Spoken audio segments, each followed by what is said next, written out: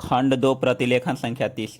अध्यक्ष महोदय, कुछ लोगों का विचार है कि हमारी अपनी भाषा ही ऐसी भाषा हो सकती है जो केवल शिक्षालयों के लिए ही नहीं बल्कि प्रत्येक व्यक्ति के लिए शिक्षा का माध्यम बन सकती है, और जब तक उसको माध्यम बनाने की ओर ध्यान नहीं दिया जाएगा, तब तक शिक्षा इन गिने लोगों की ही वस्तु रहेगी और जन समूह के जीवन तक नहीं पहुंच सकेगी।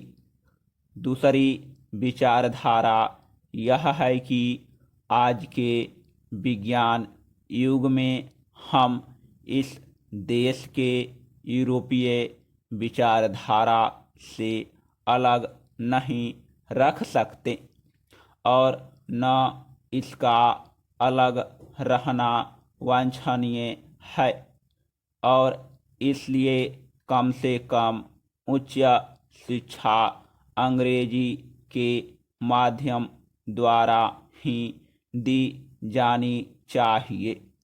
यदि ऐसा नहीं किया जाएगा तो हम जीवन की दौड़ में और लोगों की तुलना में पीछे रह जाएंगे और प्रगति नहीं कर सकेंगे। यह बात केवल शिक्षा के माध्यम के संबंध में ही नहीं बल्कि विचार करके देखा जाए तो बहुत गहरी है और सारी पद्धति के संबंध में है। इससे स्पष्ट हो जाता है कि देश में शिक्षा प्राप्त करने की इच्छा बहुत अधिक है, जो अब शहरों तक ही सीमित न रहकर ग्रामीण जनता में भी दिख रही है। पर उसका एक फल यह भी देखने में आ रहा है कि इतने लोग इन संस्थाओं से उत्तीर्ण होकर अपने को एक प्रकार से बेकार पा रहे हैं।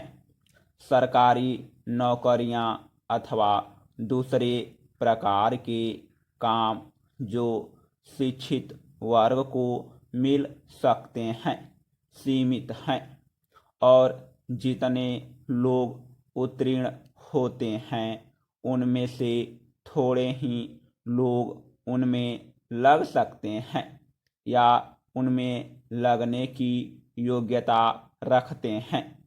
अधिकांश विद्यार्थी अब वह काम नहीं कर सकते जो उनके पिता और पूर्वज लोग किया करते थे।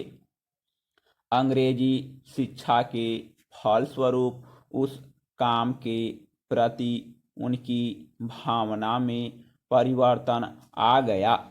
परिणाम हुआ कि बेकारी बढ़ी और उसके फलस्वरूप जीवन के प्रति असंतोष और उपेक्षा की भावना को बल मिला। यह इस देश के लिए बहुत भयंकर चीज है।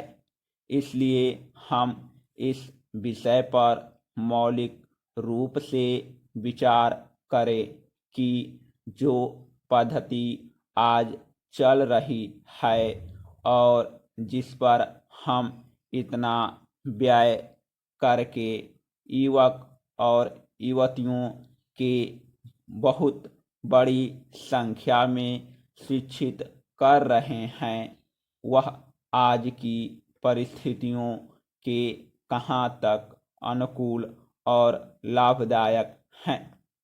महात्मा गांधी ने इस आने वाली परिस्थिति का अनुमान लगाकर यह निश्चय कर लिया था कि यदि इस देश में अमीर और गरीब प्रत्येक भारतवासी के लिए शिक्षा आवश्यक है तो वह इस पद्धति से नहीं दी जा सकेगी, क्योंकि इसमें व्यय इतना है कि यह देश उस भार को नहीं उठा सकेगा।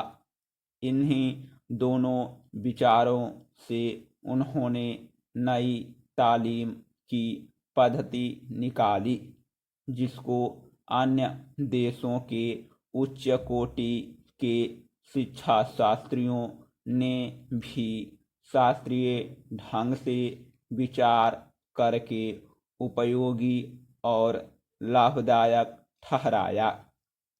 महात्मा जी के विचार से जहाँ तक मैं उसको समझ सकता हूँ, वो इस पद्धति में अपने दो मौलिक तथ्य थे। एक तो इसमें शिक्षा केवल पुस्तकों के द्वारा ही दी जाए। समाप्त।